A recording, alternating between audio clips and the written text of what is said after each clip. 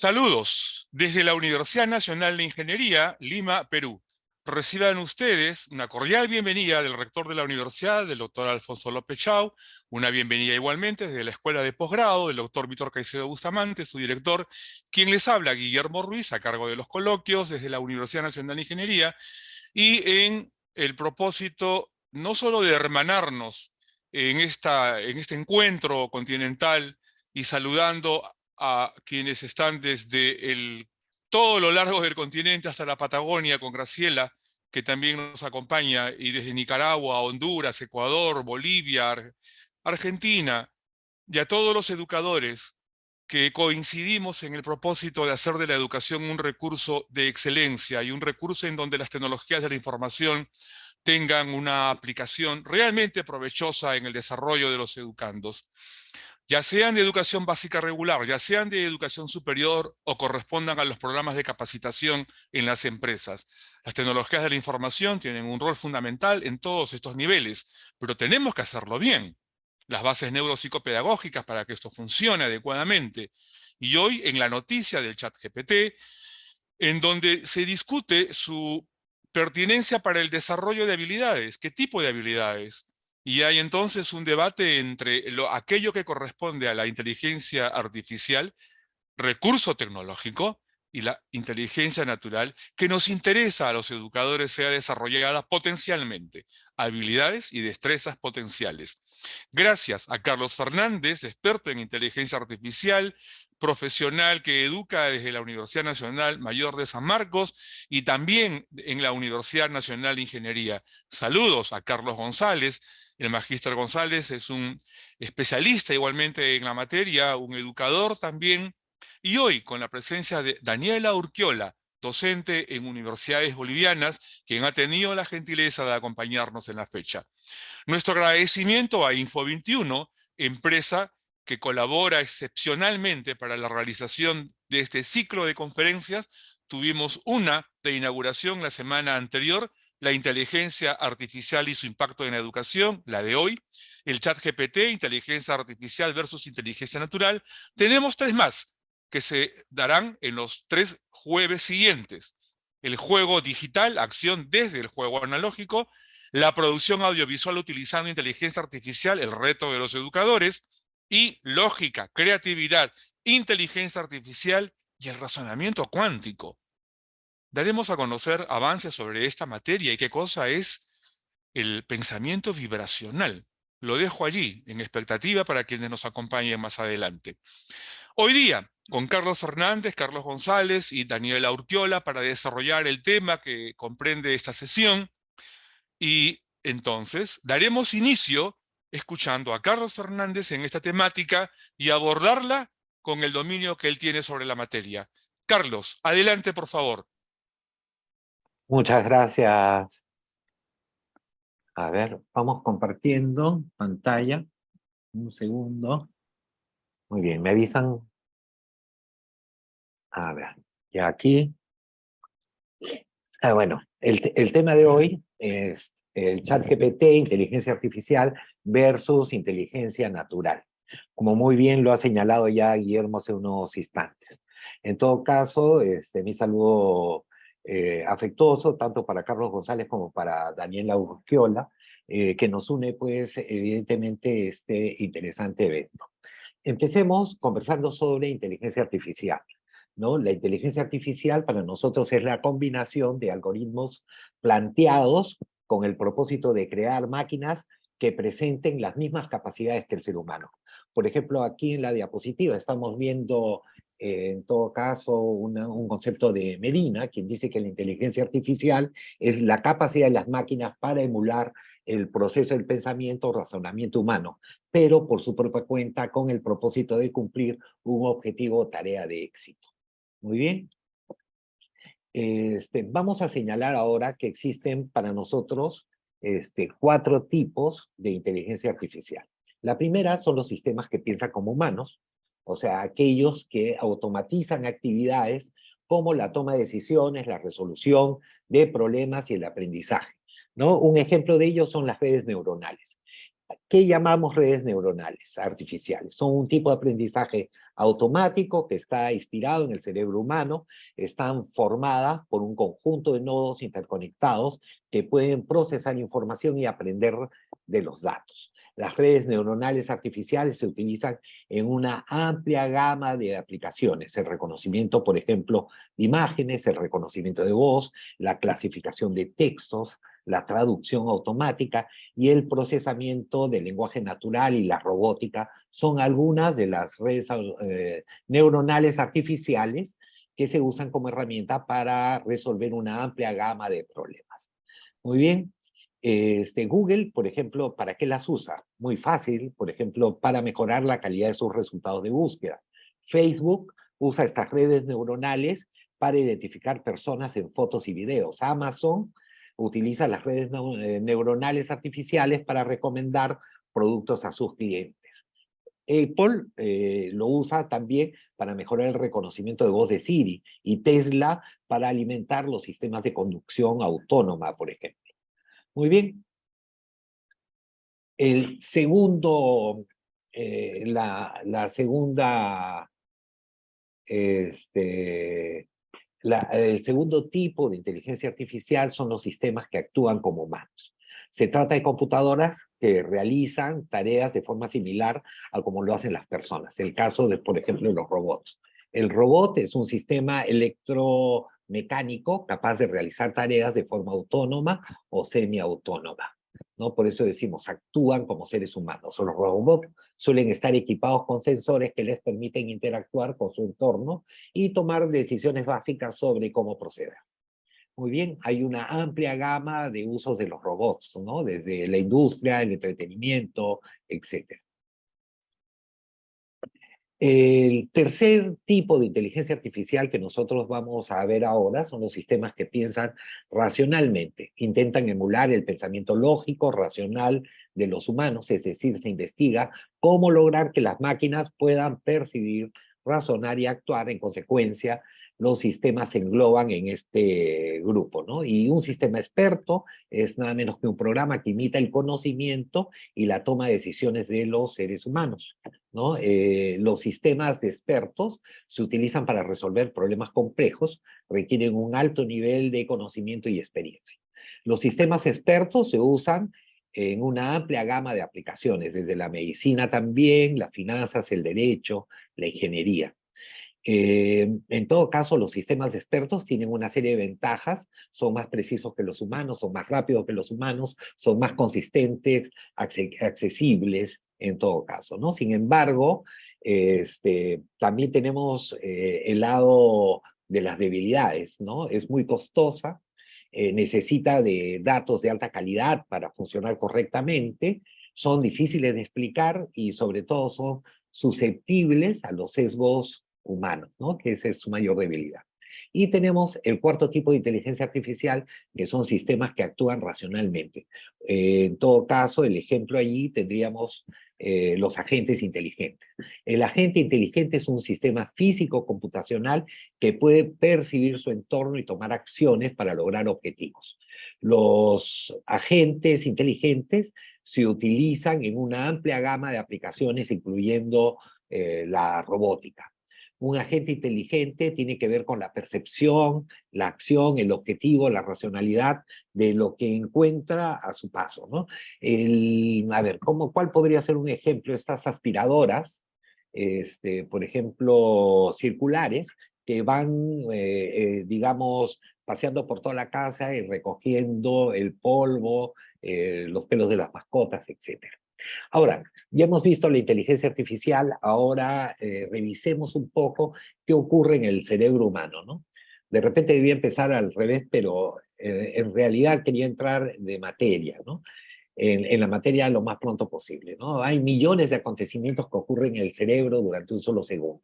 El cerebro está íntimamente ligado a las descargas eléctricas de 100 millones de neuronas que desembocan en sus puntos de unión, denominadas sinapsis. La emoción generada en el usuario, producto de la información recibida, genera sustancias químicas conocidas como neurotransmisores. Por ejemplo, la dopamina, que mide el placer, la acetilicolina, la memoria, la noradrenalina, la atención, la serotonina, por ejemplo, el caso del humor. Este cerebro, por ejemplo, si analizamos su tamaño y complejidad, podríamos decir que es excepcionalmente complejo.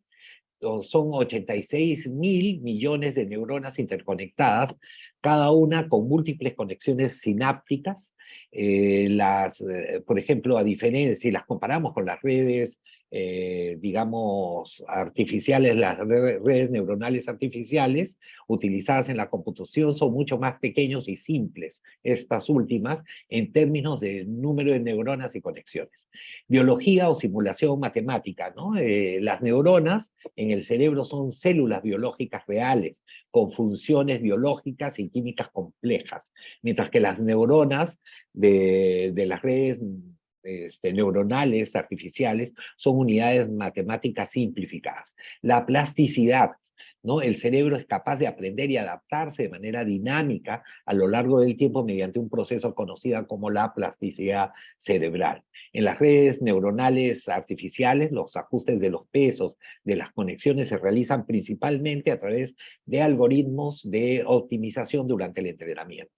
El paralelismo y la eficiencia energética. El cerebro opera de manera altamente paralela y es altamente eficiente en términos de energía y comparación con respecto a las redes neuronales artificiales. El cerebro puede realizar una amplia gama de tareas cognitivas utilizando una cantidad relativamente baja de energía, ¿no? En comparación a las redes neuronales artificiales. La representación de la información, las redes, digamos, neuronales artificiales representan información numérica y procesan datos de una forma matricial. En cambio, el cerebro utiliza señales eléctricas, químicas, para transmitir y procesar información a través de patrones complejos de activación neuronal. En relación a la flexibilidad y a la generalización, aunque las redes neuronales artificiales son poderosas para tareas específicas en las que han sido estrenadas, a menudo tienen dificultades para generalizar y adaptarse a situaciones nuevas o inesperadas. El cerebro humano es mucho más flexible y adaptable digamos, en este sentido. Si hablamos de las redes neuronales artificiales, es un modelo computacional inspirado, por ejemplo, precisamente la estructura y funcionamiento del sistema nervioso biológico, en particular del cerebro humano.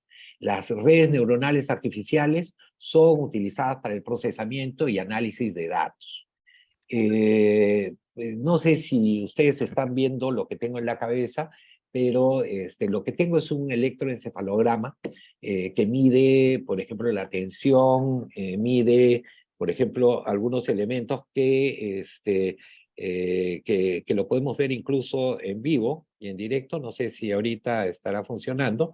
Ahí está. No sé si puedo ver mi teléfono, a ver si estoy. Ahí está. Ya, muy bien. Allí ustedes pueden ver, por un lado la atención, en el otro está la meditación, los blinks, o sea, lo que nosotros reconocemos como, a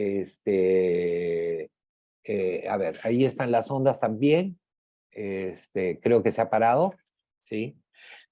Lamento decirles que no tengo actividad cerebral en este momento, pero creo que es una cuestión simplemente ocasional, ¿no? Sí, hasta hace un rato estaba funcionando muy bien. Es más, yo les puedo referir que, por ejemplo, con estos electroencefalogramas podemos inclusive hasta jugar, porque esa es la manera en la que se mide. No, esta no es, esta no es.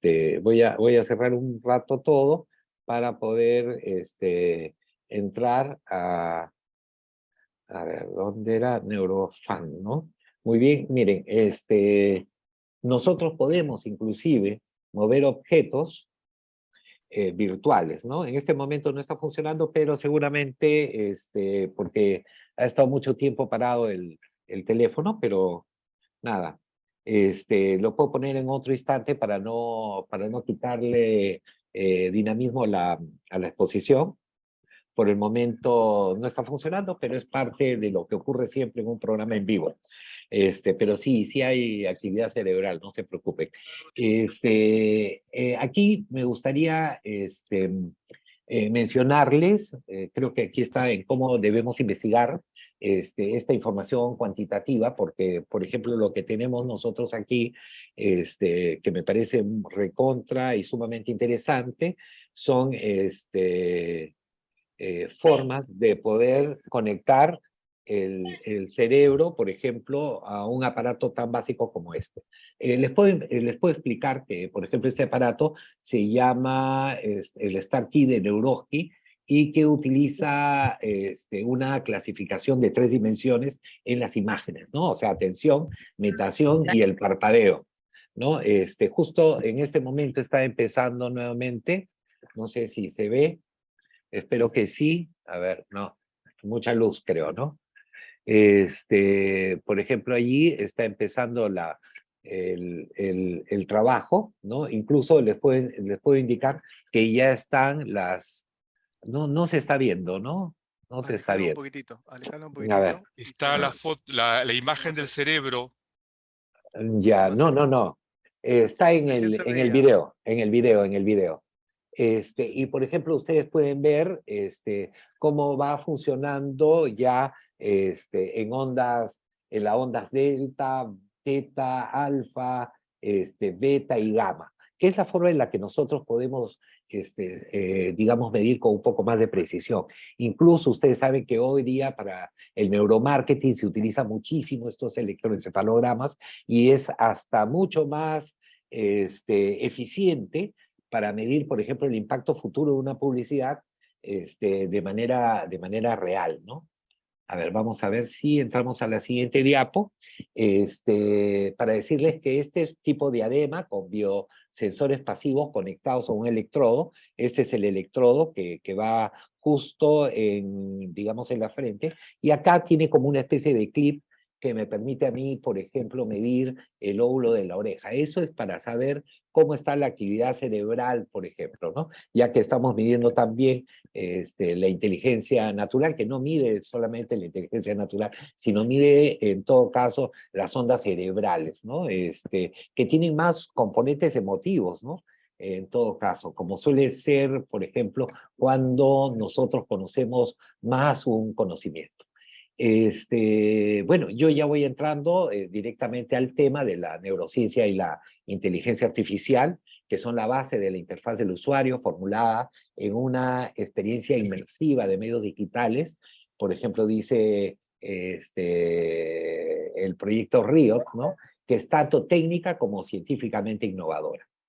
El comportamiento inteligente se relaciona con facetas como el aprendizaje, la capacidad de adaptación a entornos cambiantes, la creatividad, incluso con las emociones. Entre las características de la inteligencia artificial cabe señalar la eliminación de las tareas monótonas, el manejo de la gran data y la imitación de la cognición humana, ¿no? Este es un texto del 2004 que hoy yo lo siento muy directamente de chicas, muy directo, muy de estos tiempos, ¿no? Tomando en consideración que, por ejemplo, aunque parezca mentira, el ChatGPT hace ese tipo de actividad. A pesar de ello, yo también pensé que en un principio la inteligencia artificial iba a eliminar tareas monótonas, pero en realidad la inteligencia artificial se ha ido por el campo de la inteligencia artificial generativa, ¿no?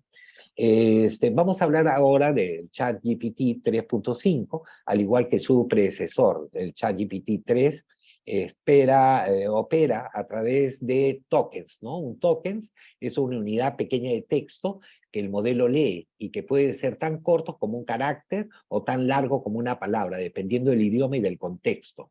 En inglés, un token puede ser una letra, una palabra completa e incluso una unidad de subpalabras más pequeñas como prefijos y sufijos. El contraste entre un modelo y otro también se presenta por el lado de la ventana del contexto, es decir, la capacidad del modelo de absorber palabras de una vez que se miden en tokens, ¿no? 1000 tokens más o menos son 750 palabras, que es lo que opera con ChatGPT. El número de tokens es un modelo que se refiere a un conteo total de estas unidades que se utilizan en una solicitud de texto de entrada y de salida producida por el modelo.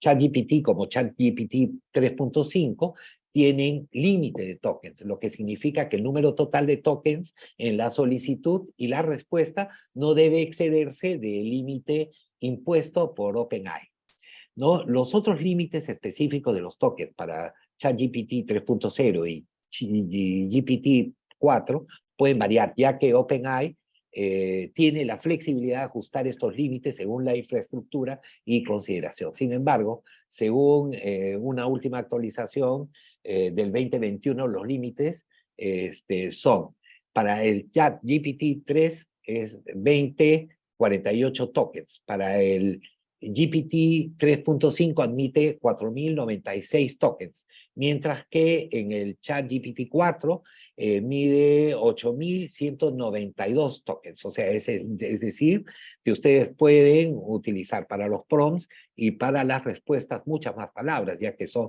6.144 palabras las que tenemos ahí. El chat GPT tiene 12 capas, es más o menos 175 millones de parámetros. La principal diferencia entre el modelo de OpenAI y su evolución podría estar precisamente en estos parámetros. El ChatGPT 4 va más allá, por ejemplo, de las cosas que nosotros podríamos ir señalando, ya que, por ejemplo, tanto el ChatGPT 3.5 y el 4 puede utilizar API para sus desarrolladores. El GPT-4 puede haber sido entrenado con 100 billones de parámetros, casi 600 veces más que sus predecesores. Por eso es la efectividad que, por ejemplo, GPT-4, que ha sido entrenada con datasets de grandes cantidades de datos, le ha servido para aprender y generar un lenguaje similar al que manejamos los humanos. El salto más notable de esta nueva versión, por ejemplo, llega de la mano de la capacidad del rendimiento humano, ¿no? En algunos escenarios que pueden ser bastante coherentes. Microsoft renovó Bing, browser, o nuevo motor de búsqueda, más o menos trabajando con una combinación de tecnologías propias. Sin embargo, asume Bing funciona con ya GPT-4. Esa es, por ejemplo, una de las cosas que a nosotros nos parece bastante interesante en relación a eso. Hoy estamos haciendo una comparación entre qué es más inteligente, si la inteligencia artificial o el cerebro humano, ¿no? Y los usos del chat GPT, por ejemplo, que es en todo caso sobre el que se centra esta conversación, tomando como tal la intersección entre ambas, es que el chat GPT puede ser utilizado de muchas maneras. Una de ellas es como tutor o mentor, ¿no? Para estudiantes autodidactas, ¿no? Se puede usar para brindar comentarios, asistencias, manteniéndolos al día, ¿no? Y el secreto está, en realidad, en el uso de los prompts, ¿no? Yo sé que me estoy pasando del tiempo, pero me gustaría simple y llanamente acabar con esta, digámoslo así, con esta comparación entre el cerebro humano y la inteligencia artificial. Ya en una segunda o tercera, tengo lo que es el FODA, tengo el FODA tanto de lo que vendría a ser el GPT 3.5, el BART, el cerebro, etcétera, ¿no? En cuanto a su estructura, el cerebro humano es biológica y altamente compleja, ¿no? Pesa entre 1,2 y 1,4 kilos, ¿no? Y usa ambos hemisferios. Mientras que la inteligencia artificial es matemática y diseñada por humanos. En el caso de las neuronas, hablábamos ya de 86.000 millones de neuronas, ¿no? Los niños nacen con cerca de 100.000 millones de neuronas, ¿no? En cambio, la inteligencia artificial varía según la red neuronal o modelo. Entre las conexiones tenemos múltiples conexiones sinápticas por neurona, en el caso del cerebro humano, mientras que en la inteligencia artificial están conexiones ponderadas entre unidades. La plasticidad, ¿no? Cualidad necesaria para el cerebro humano en el aprendizaje, que tiene la capacidad de adaptar y aprender constantemente. En cambio, en la inteligencia artificial hay que meter mano para desarrollar algunos ajustes de conexiones, principalmente durante el entrenamiento muchas veces. El procesamiento energético es altamente eficiente en términos de energía, por ejemplo, el cerebro humano. En cambio, la inteligencia artificial requiere considerables recursos computacionales. el paralelismo, ¿no? El procesamiento altamente paralelo del cerebro, y generalmente el paralelismo en el caso de la inteligencia artificial es mucho más limitado. La representación de datos. En el cerebro humano son señales eléctricas y químicas con patrones complejos, mientras que en la inteligencia artificial son datos numéricos y matrices. En la flexibilidad, capaz en el cerebro de generalizar y adaptarse a nuevas situaciones, mientras que la inteligencia artificial es rígido y puede tener dificultades para generalizar. En el caso de la creatividad, la capacidad de la creatividad y el pensamiento abstracto en el cerebro, creo yo, no tiene límites, mientras que en la inteligencia artificial depende del enfoque y diseño del modelo. En Argentina, por ejemplo, y Daniela no me dejará mentir, teníamos muchos compañeros, sobre todo artistas, que se quejaban de la manera en la que, por ejemplo, ChatGPT y en general OpenAI se apoderaba de, por ejemplo, de algunos recursos artísticos y los tomaba como propios, igual que la información, ¿no? En algunos casos, como en Italia, han restringido el uso del ChatGPT por esa razón, porque no reconoce el derecho de autor. Y finalmente la autoconciencia, posee algún nivel de autoconciencia y de conciencia en sí mismo el cerebro humano. En cambio, la inteligencia artificial no posee autoconciencia ni conciencia en sí misma. Dejamos de compartir, en todo caso, para que el panel pueda conversar. Y diantres, hay 50 chats, no sé qué dirán, a ver, Bien, mientras vamos revisando. extraordinario, Carlos. Ha sido una parte sumamente rica de información. Y quiero hacer solamente un paréntesis de carácter administrativo. Hay dos organizaciones, el profesor Arias Damián y el profesor Cameca, que están invitando a organizaciones relacionadas a la inteligencia artificial y educadores. Enhorabuena. Hay un movimiento internacional que debemos de celebrar, que está reuniendo a profesores de distintas latitudes preocupados por este tema. Buen momento. Ojalá esto lo hubiéramos visto, por ejemplo, cuando en la década del 90 la multimedia tenía importancia, llegaba a las aulas, pero la mayoría de universidades no preparaban profesores para que aprovechen estos recursos informáticos como recurso didáctico. Bueno, los tiempos cambiaron, hoy en día sí hay interés específico y en las universidades la producción de contenidos ya es casi una obligación y tenemos que inducir a los docentes a tomar con cuidado los recursos que hoy están disponibles gracias a la tecnología digital y aprovecharlos, ¿no? En la Universidad Nacional de Ingeniería estamos en eso. Y es la primera vez en una universidad en donde estamos preocupados por preparar maestros, ¿no? De allí el diplomado de tecnología digital y gestión educativa, ¿no? Que estamos desarrollando y los invitamos a conocer. Además, allí Carlos Fernández y otro grupo importante de maestros son docentes y enseñamos a usar estos recursos y efectivamente las bases neurológicas son fundamentales, lo enseñamos ahí, así como las bases psicológicas y los modelos pedagógicos que se tienen que tener en cuenta. Carlos González y Daniela Urquiola tienen muchas cosas que decirnos. Vamos a administrar los tiempos de manera que ellos puedan también darnos sus puntos de vista, ampliar, comentar o desde su experiencia decirnos lo que estimen por conveniente respecto al tema que Carlos Fernández acaba de abordar. Vamos a invitar a Daniela Urquiola a que desde su experiencia trate estos temas. Desde Bolivia, Daniela Urquiola, adelante por favor.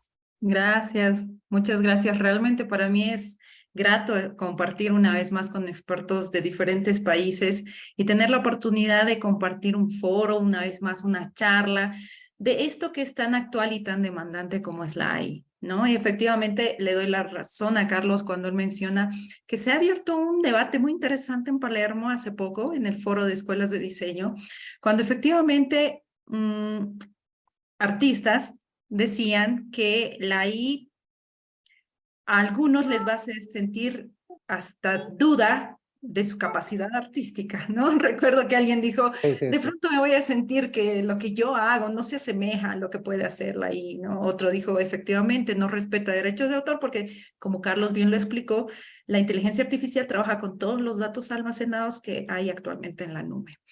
Y se abrió un debate muy interesante que de pronto ya nos encontrábamos 2 horas después y queríamos seguir participando porque es muy coyuntural y es muy importante hablar sobre estos temas, más que todo desde la parte académica.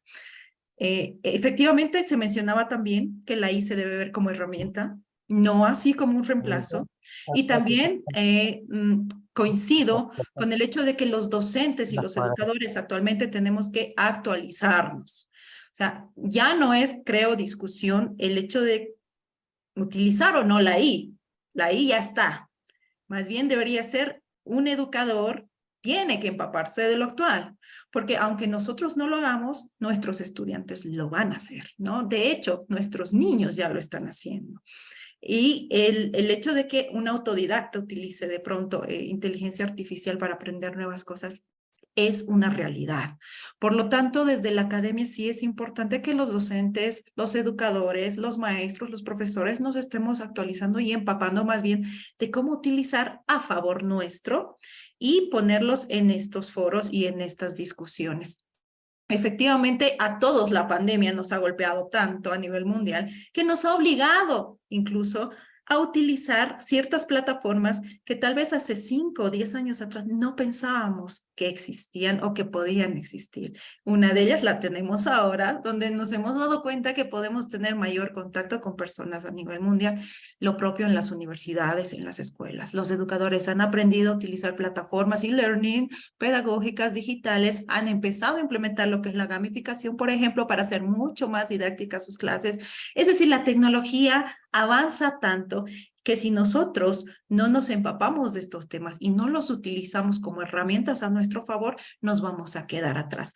No desplazados por la I, sino desplazados por los profesionales que sí se van a actualizar y de pronto por nuestros propios estudiantes que tal vez se van a volver autodidactas y van a empezar a incluso desarrollar tal vez nuevos programas, nuevos paquetes y desplazar a lo que es hoy GPT. Esa por el momento creo que es mi participación. Quisiera también escuchar al resto. Gracias. Gracias, Daniela. Y nos acompaña Carlos González, que igualmente ahora intervendrá. Por favor, Carlos, adelante con tu participación. Muchas gracias, Guillermo, y buenas noches a todos y a todas quienes nos acompañan. Bueno, en el fascinante cruce de la inteligencia natural y artificial, la charla de hoy, la de nuestro colega, la de nuestro amigo Carlos Fernández, nos va a permitir, creo, a todos y a todas explorar, ampliar, profundizar sobre las similitudes y diferencias entre estas dos formas de inteligencia, ¿no? Sabemos todos pues, que la primera está arraigada en la biología, está arraigada en los seres vivos, como los animales, los humanos, mientras que la segunda emerge de la programación de sistemas informáticos, ¿no? En la capacidad de lo humano de dotar a las máquinas de inteligencia. En su exposición, Carlos, cuando hablaba, por ejemplo, de los 4 tipos de inteligencia artificial, es decir, los sistemas que piensan como humanos, los sistemas que actúan como humanos, los sistemas que piensan racionalmente y los sistemas que actúan racionalmente, no faltaban, acompañando su diapositiva, estas palabras, ¿no? Intentar, emular, imitar, ¿no? Ese es el quid del asunto, ¿no? Esa diferencia que podemos nosotros hallar con respecto a lo natural, ¿no? Un chatbot, un software de inteligencia artificial como el ChatGPT, emplea técnicas de procesamiento del lenguaje natural para emular, ¿no? Resalto esta palabra, imitar una conversación entre un sistema y un usuario.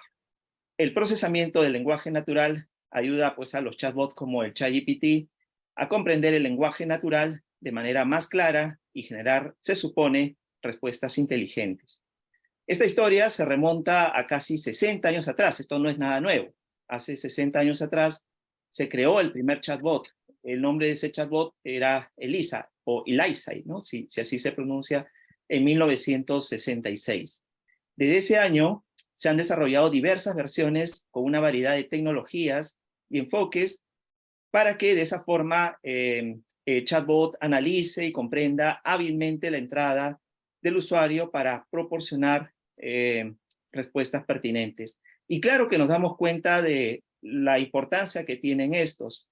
Los chatbots encuentran aplicación en dominios cruciales como la ciencia, la educación, la atención médica, etc. Si ustedes, por ejemplo, hacen uso de una base de datos como Scopus y colocan palabras claves dentro de toda una ecuación de búsquedas como puede ser ChatGPT, inteligencia artificial, aportes, beneficios en inglés, todo en inglés, se van a dar cuenta que gran parte de la literatura que corresponde a esta ecuación de búsqueda está relacionada precisamente a estos campos, pero noto pues que la concentración de esta información se va ampliando más en el tema de lo que es la atención médica y no tanto en temas de educación, por ejemplo, ¿no? Entonces, temas relacionados al ámbito de la salud bucal, temas relacionados al cáncer, temas relacionados al tratamiento de enfermedades en adultos mayores está muy presente, ¿no? En torno a estas palabras clave, ¿no? Inteligencia artificial, chatbots, entre otras. En todo caso, yo quisiera dejar, por otro lado, una suerte de mirada más filosófica al tema. Habíamos dicho que la inteligencia natural se refiere a procesos mentales observados en seres vivos, en este caso animales, que son el resultado, según el filósofo argentino Mario Bunge, y lo leo así de manera textual, de una evolución ciega, oportunista y tortuosa, ¿no? En relación a eso se reconoce que nosotros, los animales, ¿no? Los humanos somos animales, operamos de manera compleja, lenta, no fiable y costosa. En el caso de la inteligencia artificial se trata de la creación de sistemas artificiales que pueden simular aspectos, ¿no? Volvemos otra vez a esa palabra, simular, imitar, aspectos de la inteligencia humana a través de algoritmos y programación sin ser producto de la evolución. Y en cuanto a sus características de operación, para establecer una primera gran diferencia, en el sistema natural pueden ocurrir muchas cosas, ¿no? En la inteligencia natural. En el pensamiento humano, por ejemplo, podemos darnos cuenta de cuestiones erráticas, incoherentes. Por ahí leí en el chat de que había una observación sobre ciertas incoherencias en torno a la exposición. Podemos tener pausas, podemos bloquearnos. ¿Por qué? Porque no seguimos instrucciones y reglas específicas, ¿no? Como sí lo hace la inteligencia artificial, que siempre va a buscar la rapidez, la eficiencia, la confiabilidad, la economía en la ejecución de tareas. En torno al enfoque vinculado a la solución de problemas, establecemos también otra diferencia, ¿no? En la inteligencia natural, los seres vivos enfrentamos siempre a problemas nuevos a través de procesos que implican la búsqueda, la investigación, el uso de fragmentos de conocimiento, modelos visuales, intuiciones y emociones, ¿no? En cambio, los sistemas de inteligencia artificial a menudo se diseñan para resolver problemas específicos siguiendo, y otra vez tomamos en cuenta lo que Carlos y yo hemos mencionado, reglas, algoritmos predefinidos, ¿no? Aunque también se busca incorporar cierta capacidad de adaptación y aprendizaje. Espero que haya más rondas para seguir conversando sobre eso, porque quisiera también hablarles sobre la ciencia cognitiva y el conductismo, que representan todo un problema, ¿no? En cuanto a la diferenciación entre la ciencia natural, entre lo que llamamos la inteligencia natural y la inteligencia artificial. Hay también ciertas pautas, ¿no? Ciertos supuestos que pueden llevar a que no entendamos esa diferenciación y que, digamos, por obra y gracia de cierto dogmatismo presente en la academia, están que se replican una y otra vez, confundiendo más a las personas, o en el peor de los casos, además de eso, llevando pues a suponer de que nuestro cerebro es como una computadora, ya no utilizando un término metafórico, sino un término más realista, ¿no? Que somos una suerte de computadora que, al haber una inteligencia artificial más eficiente que nosotros, esta nos puede reemplazar. Quizás esa sea la explicación de por qué algunos le temen a este tipo de tecnología. Hasta aquí, Guillermo. Muchas gracias. Carlos, gracias a ti. Un momento para precisar algunas anotaciones, en tanto Carlos Fernández se prepara para dar respuesta a alguna de las cuestiones escritas en el chat y el tema adicional que él quiera tratar. Estamos asistiendo a una discusión entre el cableado y el recableado neural humano y el cableado de algoritmos en las redes artificiales del código que da soporte a los programas de inteligencia artificial, ¿no? Me inclino por preocuparnos más por el recableado neural. Hace un momento nos explicó Carlos que tiene un electrodo ahí, un equipo en la cabeza para medir y mostró los resultados de una medición en tiempo real. Nos estamos aproximando también a una nueva disciplina que es la conectómica, que ya tiene poco más de 10 años de desarrollo en algunos países como Estados Unidos, Canadá, y la conectómica nos permite medir el cableado y la intensidad de la actividad cerebral, y nos da registros de en cuanto el recableado ha ocurrido en una persona. Y entonces podemos medir a una persona, a un grupo de personas, y hacer medianas y entender cómo estimular el aprendizaje en un determinado individuo y en el grupo de individuos. Y eso es a partir de el coeficiente cerebral. Eso es lo que mide la conectómica. No estoy hablando de coeficiente intelectual. El coeficiente cerebral es justamente la medición de la intensidad, cómo se propagan las conexiones neuronales. Entonces, este es el tema que debiera de repente interesarnos más como educadores, toda vez que el recurso didáctico va a ser el instrumento con que vamos a estimular esos recableados neurales que tanto nos importan para desarrollar mentes más ágiles o que tengan todas esas propiedades que tanto nos interesa ver en los educandos. Pues bien, Carlos, esta vez Carlos Fernández, para precisar, ya que tenemos a dos Carlos ahora en pantalla. Adelante, tú tienes varias cosas más que decirnos, por favor. Sí, sí, sí.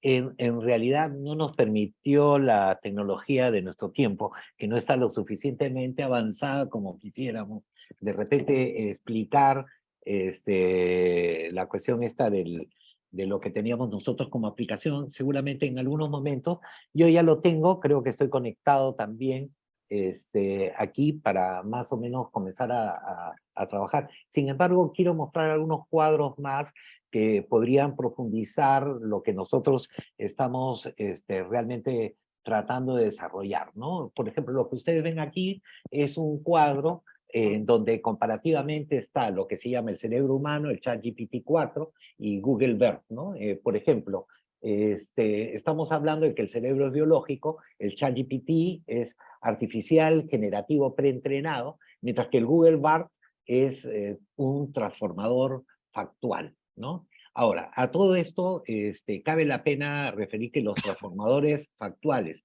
y el modelo de lenguaje generativo preentrenado son dos tipos de modelos de lenguaje grandes que se han vuelto populares en los últimos años. Ambos modelos se entrenan en grandes cantidades de datos de texto y son capaces de generar texto de calidad humana. Sin embargo, hay algunas diferencias entre estos dos modelos, entre el del chat GPT-4, artificial generativo preentrenado, y el Google Bart, ¿no? Como tal. Los transformadores factuales están diseñados para ser precisos y fiables, como el Google Bart, ¿no? Mientras que los lenguajes generativos preentrenados, por ejemplo, están diseñados para ser creativos y generativos. ¿No es cierto? Es por eso que ustedes ven que el ChatGPT puede hacer algunas actividades como las de redacción de una carta o de un guión, por ejemplo, audiovisual. Ahora bien, eso significa que los transformadores factuales, como Google Bert, por ejemplo, son mejores para tareas como la traducción automática y las respuestas a preguntas. Mientras que los artificiales generativos preentrenados son mejores para tareas como la escritura creativa y la generación de código. Además, los transformadores factuales se entrenan en datos de texto factual, mientras que los artificiales generativos preentrenados como el ChatGPT se pueden entrenar en cualquier tipo de dato de texto. ¿Esto qué significa? Exactamente lo mismo, que los transformadores factuales sirven para generar texto preciso, mientras que el ChatGPT puede ser más propenso a generar textos creativos y originales. En general, los transformadores factuales y los artificiales generativos preentrenados son dos herramientas poderosas que pueden utilizar una amplia variedad de tareas de procesamiento del lenguaje realmente natural. Con respecto al tamaño, el cerebro humano tiene 100.000 millones de neuronas, mientras que el ChatGPT 175.000 millones de parámetros. Google BERT 137.000 millones de parámetros. En los datos de entrenamiento, por ejemplo, el cerebro humano está en función de la experiencia de vida, de la lectura, etc. Mientras que el ChatGPT 4 es texto y código web igual que el Google BERT. Las tareas, ¿no? El pensamiento, el aprendizaje, la creatividad, la resolución de problemas. El ChatGPT, traducción, escritura de diferentes tipos de contenido creativo, respuestas a preguntas de manera informativa. Mientras que el Google BERT es traducción, hemos visto que es mucho más preciso, escritura de diferentes tipos de contenido creativo y respuestas a preguntas de forma informativa. El estado de desarrollo, por ejemplo, para el cerebro humano es maduro, el ChatGPT todavía en desarrollo y Google BERT también en desarrollo. Las fortalezas es que, por ejemplo, el cerebro humano puede realizar una amplia gama de tareas incluyendo pensamiento, aprendizaje, creatividad y resolución de problemas. Mientras que el ChatGPT puede generar texto de alta calidad que es similar al texto escrito por humanos. El Google BERT puede acceder y procesar información del mundo real a través de la búsqueda de Google y mantener su respuesta consistente con los resultados de búsqueda. En relación a las debilidades, todos cometen errores, solamente que el ChatGPT y el Google BERT son un poco más sesgados, mientras que el Google BERT podríamos reconocer que es un poco más responsable en torno a la fuente informativa que proporciona.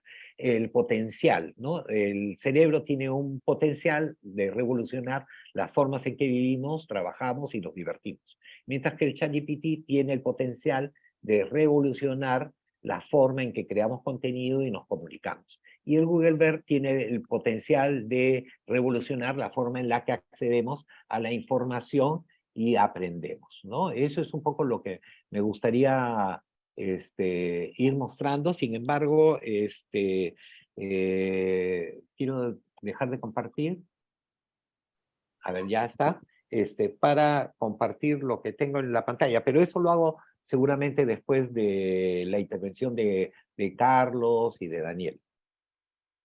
Sí, a ver, un instante antes de darle la palabra a Daniela y a Carlos González, en el chat está el formato de asistencia, ¿no? Sobre todo para quienes llegan en Perú del grupo de colegios que trabaja con Info21 o que están conectados a la invitación de la Universidad Nacional de Ingeniería. Les agradeceré llenar ese formato para poder luego darles el certificado de asistencia y el récord del ciclo de conferencias. Esta es la segunda de 5 conferencias. Un nuevo saludo para los amigos de Nicaragua, Honduras, Ecuador, Colombia, Chile, Argentina y Venezuela, que nos están acompañando en esta ocasión. Un fuerte abrazo para todos ellos. Y continuamos. Entonces, nuevamente, escucharemos a Daniela Urquiola, quien con seguridad tendrá algo más que decirnos. Adelante, por favor. Yo aumentaría, y bueno, complementaría además el hecho de que el cerebro, a lo que decía Carlos, ¿no? Efectivamente, el cerebro humano adquiere información de lo vivido, a diferencia de la inteligencia artificial que adquiere información de lo que está en la nube, de lo que algún humano ha subido ahí respecto a su experiencia y sus datos, porque así trabaja la inteligencia artificial, ¿no? Datos recabados de lo que nosotros constantemente colocamos en las redes y en la nube y en el Big Data. Pero ¿de dónde nuestro cerebro humano recolecta información? Esto es totalmente subjetivo, ¿no? Porque y es lo que yo hablo cuando con mis estudiantes, por ejemplo, de marketing, decimos, cuando uno tiene una percepción de una cosa, lo tiene relacionado a sus experiencias, a su coyuntura, a lo que ha vivido. Por ejemplo, para mí piscina puede significar una experiencia positiva, placentera, relacionada a natación, para otro tal vez va a representar una experiencia traumática y es porque tal vez se ha ahogado o lo empujaron de niño, no sé, el cerebro humano funciona de acuerdo a las emociones también que están muy conectadas entre sí. A diferencia de la inteligencia artificial, que solamente recaba información, como ya decía, que se sube, ¿no? En el Big Data.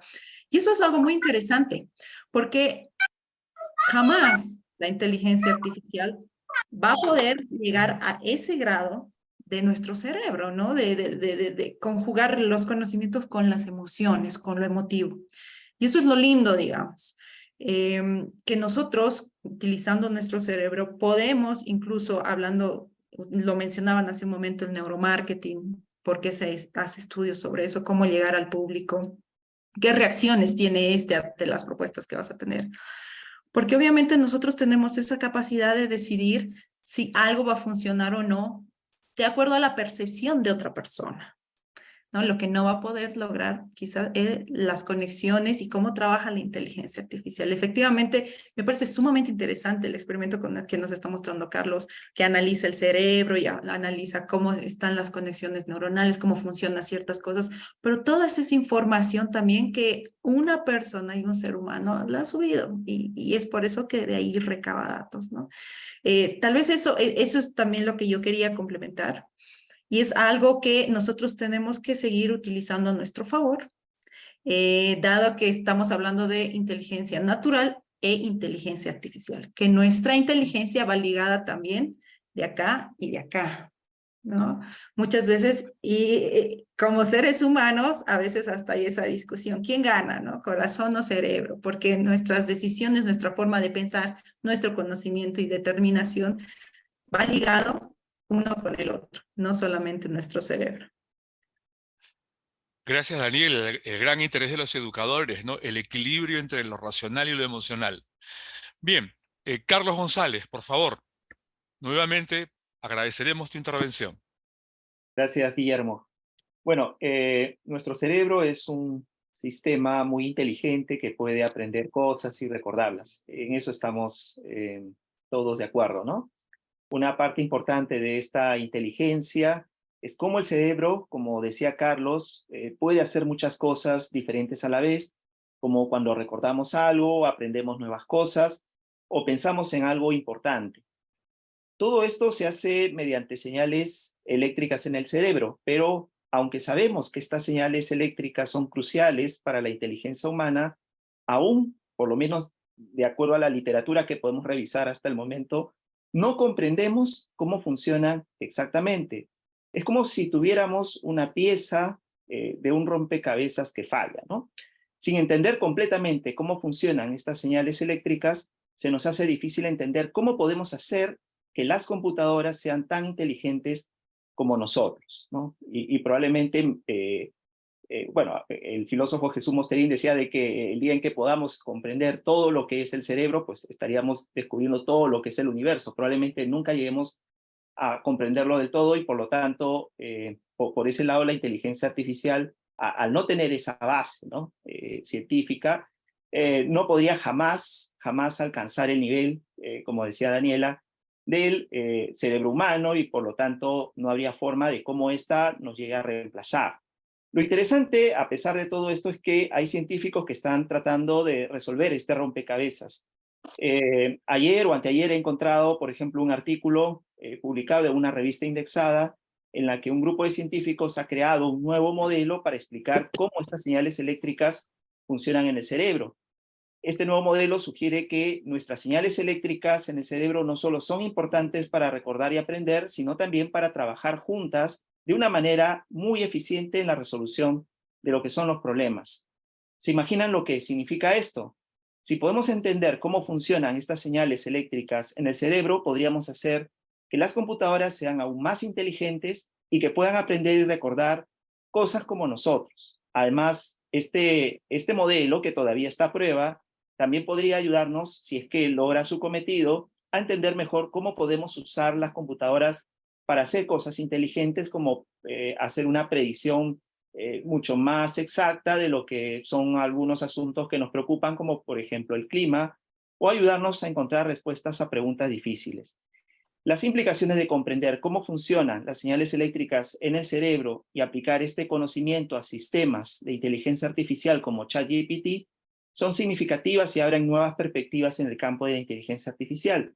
Enumeraría algunas, muy brevemente para terminar esta ronda, y si hay la posibilidad de participar en una tercera oportunidad, hablar pues de lo que les decía al principio, ¿no? Sobre el problema que representan ciertos conocimientos científicos ligados a la ciencia cognitiva y al conductismo en torno a esa situación pues, de comparar la inteligencia natural con la artificial. Bueno, voy a enumerar rápidamente estas nuevas perspectivas que se abren en el campo de inteligencia artificial si es que comprendiéramos mejor las señales eléctricas que hay en el cerebro, ¿no? Por ejemplo, si logramos entender y replicar de manera efectiva las señales eléctricas y los procesos cognitivos del cerebro en sistemas de inteligencia artificial como ChatGPT, podríamos potencialmente aumentar su capacidad de aprendizaje, adaptación y comprensión.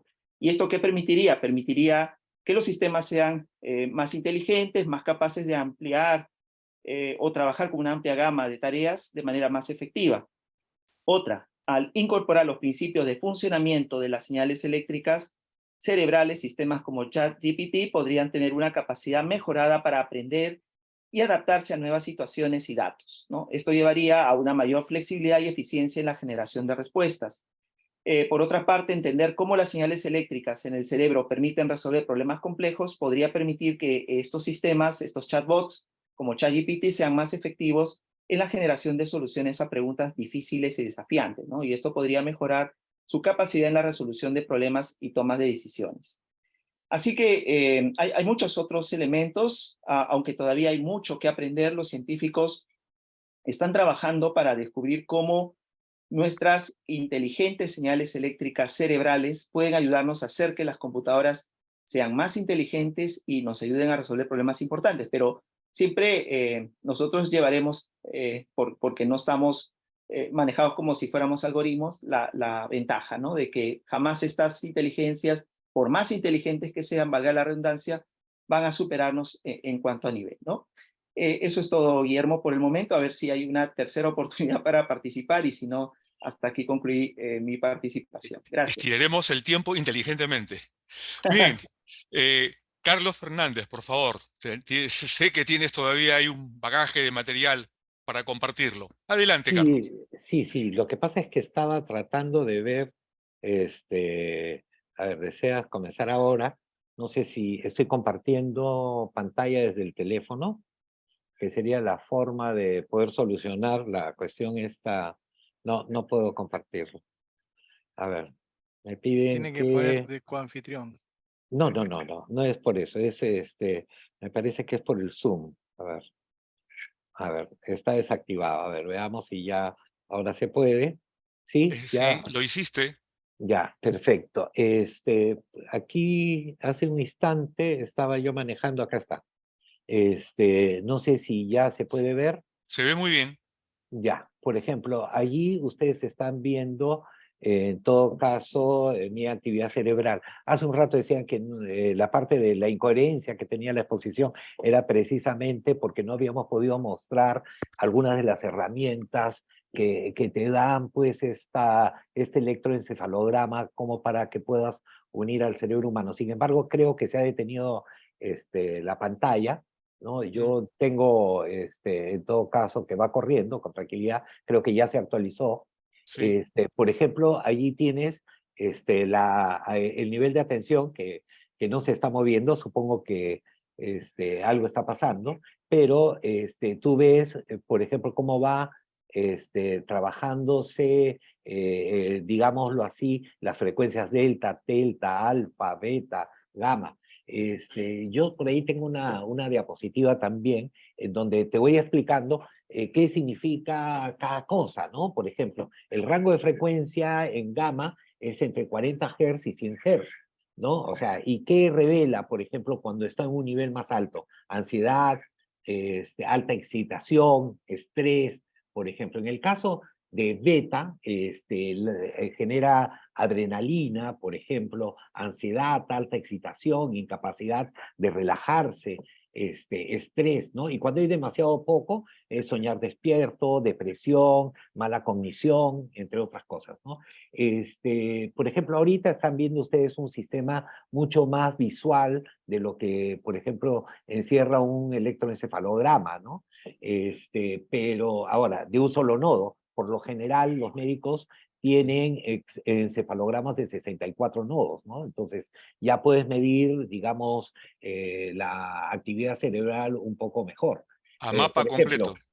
claro, exacto. El alfa, por ejemplo, las ondas alfa revelan, por ejemplo, soñar despierto, incapacidad para enfocarse, demasiado relajado cuando está muy alto. Cuando está muy bajo, revela ansiedad, estrés, insomnio, entre otras cosas. Las ondas teta, por ejemplo, puede revelar depresión, hiperactividad, impulsividad, falta de atención, por ejemplo, cuando el rango es muy alto, por ejemplo, en 8 Hz. Mientras que cuando es demasiado poco, la ansiedad es poca, ¿no? Conciencia, es poca la conciencia emocional, el estrés, entre otras cosas. El delta, por ejemplo, cuando es bajo, revela incapacidad para rejuvenecer el cuerpo, incapacidad para revitalizar el cerebro, sueño deficiente. Cuando es demasiado alto, el delta revela lesiones cerebrales, problemas de aprendizaje, incapacidad para pensar, entre otras cosas, ¿no? Y hay una serie de rangos, por ejemplo, para hacer este tipo de cosas. Una de las maravillas que tiene, por ejemplo, este tipo de trabajo, no voy a cerrar todo para que se pueda ver, es que incluso yo lo que puedo hacer es mover objetos virtuales. Por ejemplo, ese es otro campo de la electroencefalografía que de repente deberíamos comenzar a señalar. Ahorita me está refiriendo que la señal es todavía pobre, por lo tanto no puedo poner el play, seguramente dejo de hablar y automáticamente se enciende, es así la tecnología de traicionera, pero caballero, no creo que tenga mayor problema. Sí, parece que hay un problema de Bluetooth, porque esto funciona con Bluetooth por si acaso, ¿no? Y como ustedes pueden ver, se puede trabajar excelentemente este tipo de trabajos. Ahora, me gustaría ahora sí, como no puedo poner el play, porque miren, ahí dice señal muy pobre. Si la señal está pobre, no puedo hacer más nada, pero tienen allí una manera de hacer las cosas bastante interesantes. A cerrar acá, voy a cerrar acá porque, a ver, último intento, no. Ya, voy a cerrar aquí y voy a tratar de ver las cosas desde acá. A ver, no sé, cerrar todo. Ya. Lo que me gustaría aquí es compartir un poco, se ha trabajado como una especie de FODA. Lo que dice Carlos a mí me parece verdaderamente real.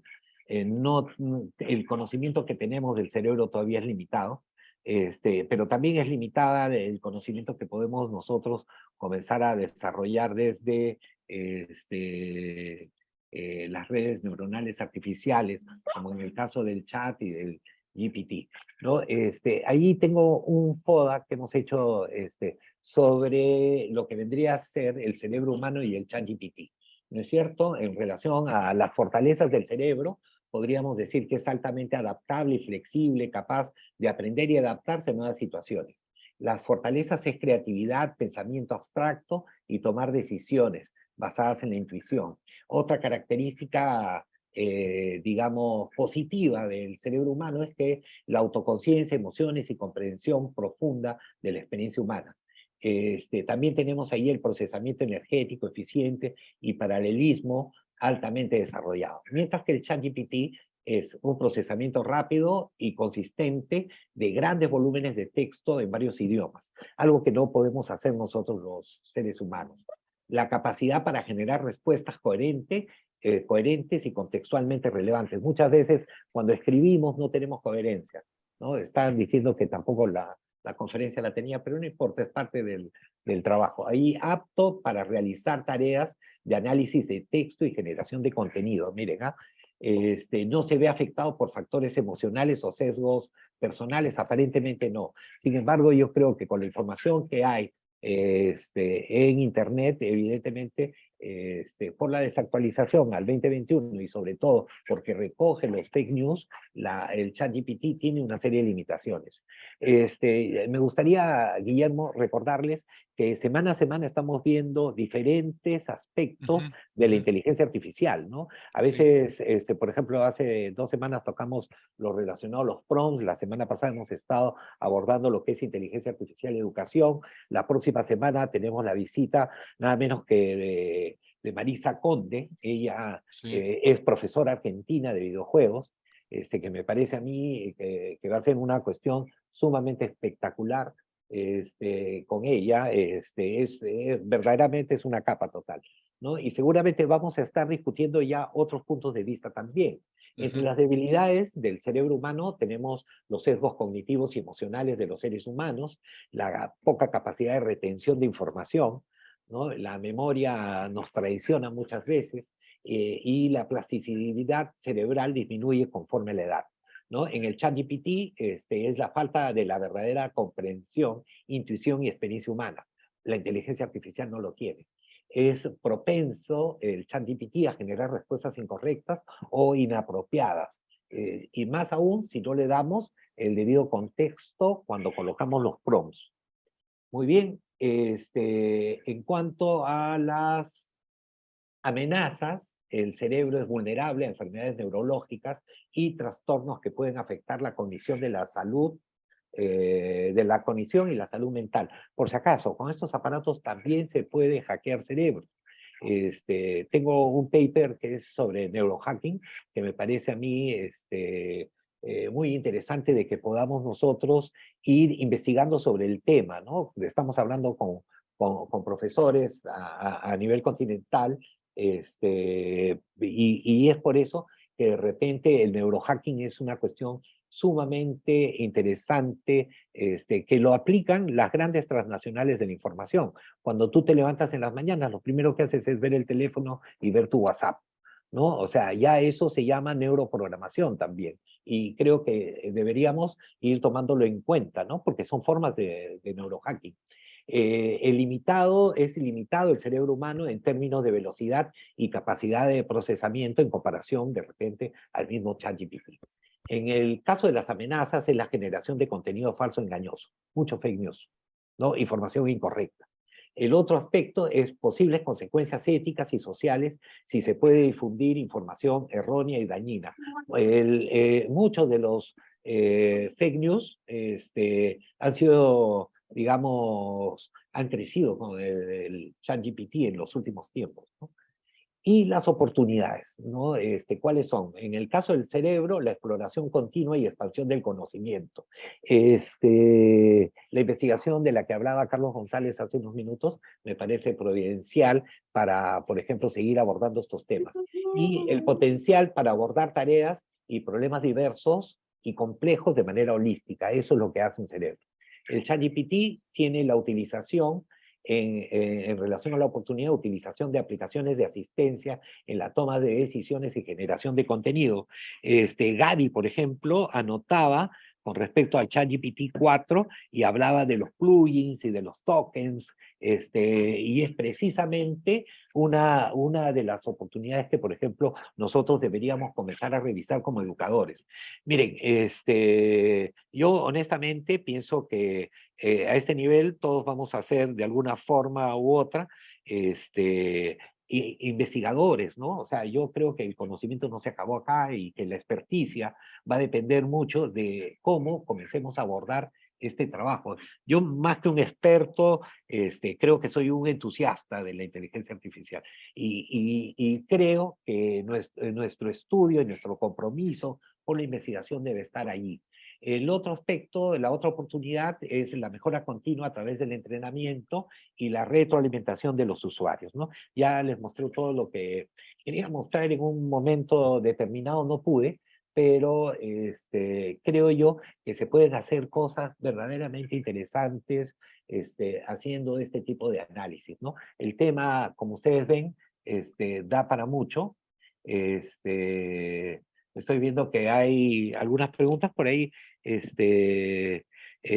Alguien señalaba que era una excelente herramienta el ChatGPT, sí, pues es verdad, ¿no? Es verdad. Ahora, me parece, a ver, tengo 33 mensajes nuevos, ¿no? Ya, yo creo que cierro ahí mi participación.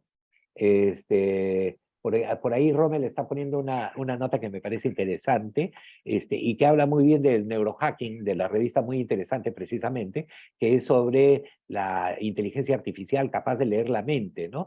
Y no solamente eso, incluso, como muy bien señala Carlos González, la inteligencia artificial la usa mucho en la medicina, ¿no? Y ya sabemos que puede, digamos, analizar el cáncer desde mucho tiempo atrás, ¿no? Y eso es verdaderamente, a mí me parece interesante, ¿no? O sea, saber con 4 o 5 años de anticipación, que ya se puede curar el cáncer o que puedes prevenir el cáncer porque lo vas a tener, creo que es una herramienta de prediagnóstico interesante.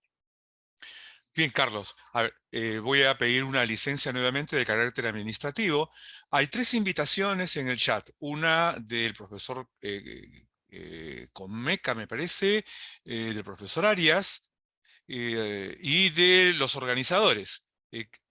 Tanto el profesor Arias como el profesor Conmeca están haciendo unas invitaciones para organizaciones de docentes que se involucren en el análisis y seguramente compartir experiencias sobre la inteligencia artificial. Ahí están en el chat las invitaciones, ténganlas a la vista, regístrense, y también de los organizadores de la Universidad Nacional de Ingeniería, el formato correspondiente para poder dar ese certificado y llevar el récord de asistencia para que tengan el certificado global, el de las 5 conferencias. Por lo tanto, agradecer al profesor Arias, al profesor Cobeca y a la señorita Abad, que coloquen nuevamente, por favor, sus invitaciones en el chat para que las tengan a la mano. Quienes nos están acompañando, 184 personas el día de hoy. Bueno, restaremos a quienes estamos a cargo del panel. Hay 180 visitas. Para que tengan a la mano entonces los registros y se puedan ellos inscribir y dejar sus datos. Finalmente, desde el punto de vista administrativo, decirles que la Universidad Nacional de Ingeniería ha creado una red colaborativa denominada Nación Digital. Tiene su página web, naciondigital.pe. Creo que es tiempo de hablar de esta clase de iniciativas en donde nos involucremos todos los docentes, que estamos liderando estos asuntos relacionados a la innovación en educación, la mejora continua del aula, la analítica predictiva, que es uno de los temas que enseñamos a quienes asisten al diplomado de tecnología y gestión educativa, ¿no? Tecnología digital y gestión educativa. Nos interesa mucho preparar maestros que vayan registrando data para poder medir el talento humano y poder tener programas reales con data real para hacer planeamiento del desarrollo del capital humano. Creo que es una obligación en todos los países, ¿no? Y en eso estamos trabajando en la Universidad Nacional de Ingeniería, así que creo, Carlos Fernández, Carlos González, Daniel Orquiola y a todos los que ahora están mostrando su interés, que más adelante podríamos tener una sesión para tratar este tema de cómo fortalecernos desde cada país en organizaciones referidas a Nación Digital, con las iniciativas que ahora están mostrando tanto el profesor Arias como el profesor Gomeca.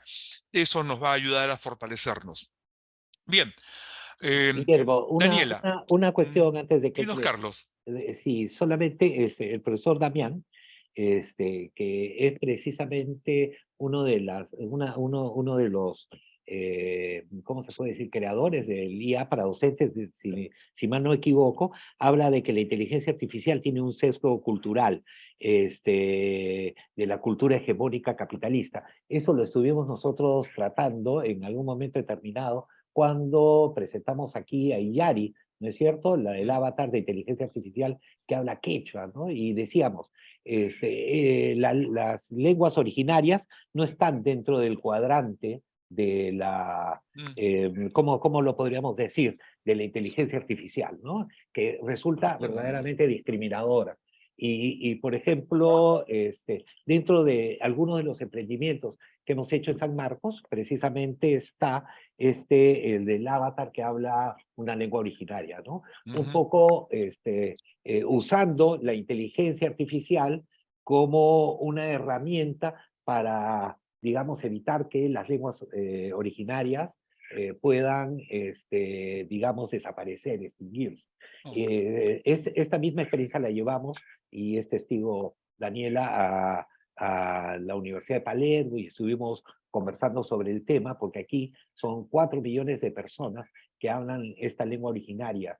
Y esta semana creo que viene, o la próxima, estamos con Avatar, el mismo Avatar, y Yari va a comenzar a hablar ahuajún, va a estar hablando aymara y otras lenguas también originarias. Es un trabajo enorme, pero creo que es necesario comenzar por ahí y decirles a las personas de estas comunidades que tienen en la inteligencia artificial, porque nosotros hemos revelado cómo hacerlo, ¿no? A través de la transcripción fonética, y que tienen allí una herramienta importante. Eso es lo que quería señalar un poco para no dejar eso en el aire. Gracias, Carlos. Y creo que es buen momento también para comentarles que desde la Universidad Nacional de Ingeniería ya tenemos comunidades ahuajún y ayánincas con los cuales estamos trabajando. Y pronto también se incorporarán aymaras y quechohablantes. Pero en Chile los mapuches y así en cada país debemos rescatar nuestras raíces, fortalecerlas. Debemos lograr que todas las comunidades de las zonas rurales en cualquiera de nuestros países estén también en esta dimensión. Bien, buenísimo lo que acabas de mencionar, Carlos, y creo que coincidimos todos, como educadores que somos, en que estas tareas tienen que ser incorporadas en nuestros esfuerzos. Definitivamente, sí. Daniela, a ver, una rueda más, por favor. Adelante. Claro que sí, primeramente aplaudir una vez más esa iniciativa que han tenido en Perú por rescatar la lengua quechua. Y es lo que igual me acercaba a hablar con Carlos y le felicitaba por ello y le decía, quiero que esto sepan también en Bolivia, porque también tenemos muchas lenguas que ya queda muy poca gente que las habla, ¿no? Por algo se ha denominado ahora Estado plurinacional en Bolivia, porque tenemos muchas nacionalidades dentro de una misma región, dentro de un mismo país. Y pienso que la tecnología y la AI en esta oportunidad deben y necesitan ser utilizadas de manera positiva. Evidentemente, como Carlos lo exponía, puede haber mucho fake news, y es así, es una de las consecuencias negativas, digamos, y es que todo tiene algo positivo y algo negativo, ¿no? Creo que es el yin y el yang de la vida misma. Sin embargo, está en nosotros el saber si utilizamos, ya sea una red social, una inteligencia artificial, o todo lo que tenga que ver con tecnología, a favor o en contra. Si nosotros, por ejemplo, utilizamos las redes sociales para ocio, o utilizamos las redes sociales para criticar, o utilizamos una red social para impulsar un proyecto, o utilizamos la AI en este sentido para que desde la parte académica se rescaten muchas formas culturales, expresiones sociales que tenemos en nuestros países, yo creo que es ahí donde tenemos que trabajar bastante. Y como también lo mencionaban, en la academia ahora todos somos investigadores, y es donde tenemos que, desde las carreras que manejamos, ver cómo podemos impulsar de manera positiva el uso de la AI. Algo que sí también quería mencionar es que cuando al ChatGPT se le manda a hacer un prompt y se le ordenan diferentes cosas, al final incluso se le hace preguntas y uno le dice, ¿estás seguro? ¿Alguna vez le han preguntado eso a ChatGPT? Como que le haces un cortocircuito ahí, ¿no? A diferencia de los humanos, que cuando nos preguntan, ¿estás seguro? Podemos seguir argumentando y podemos seguir. Es más, esta charla se puede extender horas y horas. Algo muy interesante que estaba leyendo entre los comentarios de quienes están conectados en este momento era, una participante nos decía, yo he tenido aneurisma cerebral, sin embargo sigo estudiando el cerebro humano y demás, ¿no? Es que es muy interesante cómo funciona de forma natural nuestro sistema. Efraín Ticón igual dice, lo impredecible de las personas aún puede ser lo diferente, también en relación de la AI, evidentemente. Cada persona es un mundo, y cada cerebro también. Entonces, es sorprendente todo lo que podemos rescatar y podemos seguir también dialogando al respecto sobre las diferencias y lo rico que es nuestro sistema nervioso, nuestro cerebro, nuestra naturaleza y cómo estamos hechos, ¿no? A diferencia, obviamente, de lo mucho todavía que hay que trabajar para mejorar en la inteligencia artificial. Gracias. Ciertamente. Bien, Daniela, muchas gracias por tu intervención. Carlos González está también con nosotros y a él lo invitaremos para una nueva intervención. En tanto él va preparando su cámara, indicar que nos complacerá compartir experiencias del diseño del Diplomado de Tecnología Digital y Gestión Educativa. Por ahora en el continente somos la única universidad que ha tomado una iniciativa de esta naturaleza. Hay otros esfuerzos por allí que conocemos, pero que no comprenden una oferta académica sustentable para el récord de los docentes en su escalafón, ¿no? Entonces, hay cursos breves de herramientas. Nos interesaría que otras universidades hagan esto o mejor todavía, pero necesitamos que en todo el continente esto se dinamice. Así que hablemos de Nación Digital. Carlos González, una vez más, por favor, nos gustaría conocer tu intervención. Gracias, Guillermo. Bueno, quisiera culminar mi participación sobre el problema que representa la ciencia cognitiva en discusiones donde se hace una comparación entre la inteligencia natural y la inteligencia artificial. Y eso porque en los comentarios que he podido leer, hay uno, por ejemplo, el de Ramiro Adubiri, que dice pues que a mediano plazo muchos docentes y profesionales serán reemplazados por la inteligencia artificial generativa multimodal. Comentarios también como el de Nelson Sánchez, que dice que al final nosotros, los seres humanos, le daremos el poder a la inteligencia artificial para que nos controle.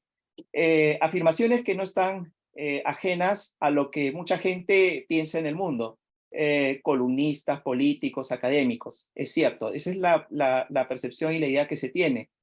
Y es porque cuando se trata de tecnologías y hablamos de ambivalencias en torno a la tecnología, claro, pues la tecnología puede servir para lo bueno y para lo malo.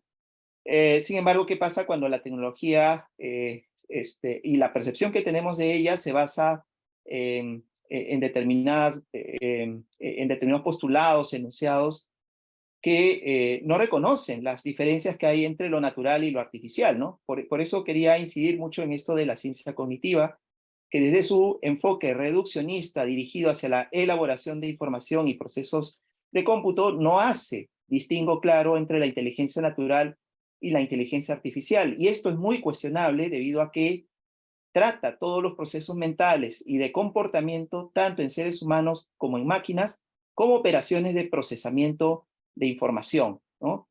Este enfoque reduccionista puede llevar a una pérdida de la riqueza y complejidad de la inteligencia natural, lo que decía Daniela hasta hace poco, cuando habla de la riqueza de nuestro sistema nervioso, ya que no solamente tiene en cuenta aspectos, no tiene en cuenta, perdón, aspectos como la emoción, la motivación, la espontaneidad, la originalidad y otros aspectos de la experiencia subjetiva humana.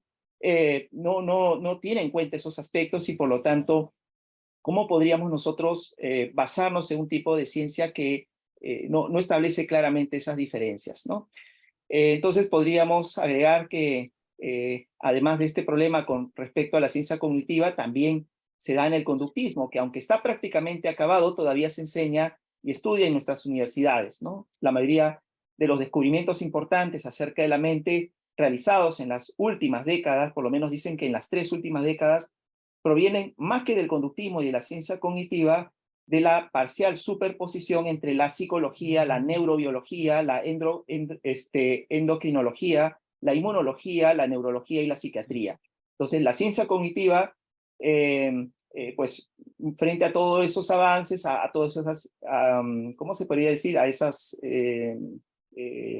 hibrideces, ¿no? De lo que vienen a ser las otras ramas de la ciencia, pues se queda bastante corta. Entonces, ¿qué pasa cuando finalmente nuestros políticos, nuestros profesionales, nuestros empleados pues se basan en un tipo de concepción totalmente equivocada acerca de ello? Pues asumir pues de que el cerebro es pues como una computadora y que pues habiendo pues un sistema de inteligencia artificial pues mucho más inteligente que esta como computadora, pues prácticamente esta es reemplazable. Entonces, en conclusión, este viaje, ¿no?, profundo que a lo largo de esta exposición se ha dado entre la inteligencia artificial y natural, nos ha permitido, aunque no es suficiente por el tiempo, desglosar atributos esenciales y también retos inherentes. Entonces, a medida que avancemos en lo que viene a ser nuestra comprensión de la mente y en el avance tecnológico, pues seguiremos explorando las conexiones y divergencias entre estos dos conceptos. Estos conocimientos nos encaminarán finalmente a una sociedad en la que la inteligencia natural y artificial, más que reemplazar esta última a la otra, se entrelacen para expandir los límites del conocimiento y el potencial humano, que es lo que debe ser, ¿no? Finalmente, agradecer, Guillermo, a ti y a Carlos también por la invitación a esta actividad y a todos y a todas también por sus preguntas, sus inquietudes, sus opiniones. Muchas gracias. Carlos, el agradecimiento a ti y a todos quienes nos estamos acompañando. Voy a hacer una acotación de carácter físico, ¿no? Porque en el ser humano, la actividad eléctrica, la energía con que operamos, nosotros la producimos, nuestro propio organismo la produce. Y en el caso de los equipos de cómputo, nosotros le producimos la energía para que pueda funcionar. Así que ahí creo que hay una acotación de carácter elemental que también tiene importancia. Carlos Fernández, una intervención más. Adelante, por favor. No, más bien yo lo que quiero hacer desde aquí es agradecer los comentarios también, hemos estado leyéndolos, y nada, creo y considero que, por ejemplo, que es importante también valorar mucho el aporte de Carlos y de Daniela. Me gustó lo último que refirió precisamente Carlos sobre esa simbiosis entre la inteligencia natural y la inteligencia artificial Así es. para crear una nueva sociedad, porque eso es precisamente lo que nosotros esperamos en esta situación. Es difícil, ¿no? O sea, comenzar a ver esto ya con, digamos, desde la perspectiva de la educación, ¿no? Lamentablemente, la educación es lo último que se toma como referencia, como muy bien señaló Carlos, en la publicidad, de repente, en el entretenimiento, en la medicina, se toma en principio el trabajo primero y pionero, ¿no?, en inteligencia artificial, y finalmente llega pues a la educación, ¿no? Lo que tenemos que hacer nosotros es convertirnos en activistas y preparar propuestas docentes que puedan ser interesantes para poder, digamos, expandir ese potencial que puede tener el ChatGPT en la educación, ¿no? Como tal. Muy bien, muchas gracias nuevamente, Carlos. De la mesa de control me envían una nota recordándome que el 17 de agosto, o sea, el próximo jueves, a las 7 de la noche tendremos una videoconferencia explicando los alcances del diplomado de Tecnología Digital y Gestión Educativa. A las 8 nos volveremos a encontrar. El enlace que ustedes han utilizado para acompañarnos el día de hoy es un enlace recurrente. Quiere decir que el próximo jueves lo pueden utilizar igual para acompañarnos en el siguiente capítulo de este ciclo de conferencias, en donde trataremos el tema de la gamificación y la inteligencia artificial. Así que espero verlos nuevamente el próximo jueves, y todos aquellos que desearan el enlace para la presentación de los alcances del diplomado de Tecnología Digital y Gestión Educativa, por favor, inscríbanse en el formato que está adjunto, y para poder enviarles el enlace correspondiente y para también entregarles el certificado por la participación el día de hoy. Y además, los profesores que pertenecen al grupo invitado por Info21 no dejen de inscribirse, porque de eso dependerá el certificado equivalente a las 5 conferencias a las cuales tienen que asistir de este ciclo. Nuevamente, nuestro agradecimiento. La Universidad Nacional de Ingeniería se complace que en la respuesta a este esfuerzo podamos compartir experiencias, podamos mirarnos los unos a los otros en la misma inquietud, hacer educación. Nuevamente nuestro agradecimiento. No voy a cortar todavía la señal para que en el chat puedan tener la oportunidad de utilizar los registros, las invitaciones del profesor Arias, del profesor Comanque, por favor, ténganlas en cuenta, y el formato que la mesa de control ha dejado para que se inscriban y poder enviarles su respectivo certificado. Daniela Urquiola, muchísimas gracias por tu participación. Un placer de haber compartido contigo y con los hermanos educadores de Bolivia. Carlos González, igualmente, un profundo agradecimiento una vez más por tu participación en este coloquio. Y Carlos Fernández, igual, juntos en el esfuerzo, tanto de la tecnología digital y la educación, tanto en el esfuerzo de crear una nueva corriente de hacedores de la educación asistida por la tecnología, en el entendimiento que ésta nos ayuda. Pero los educadores haremos que las mentes de nuestros estudiantes hagan mejores cosas con las computadoras. Muchas gracias a todos. Un fuerte abrazo. No cierro todavía para que puedan utilizar las invitaciones de registro. Un fuerte abrazo a todos quienes nos han acompañado el día de hoy. Muchas gracias.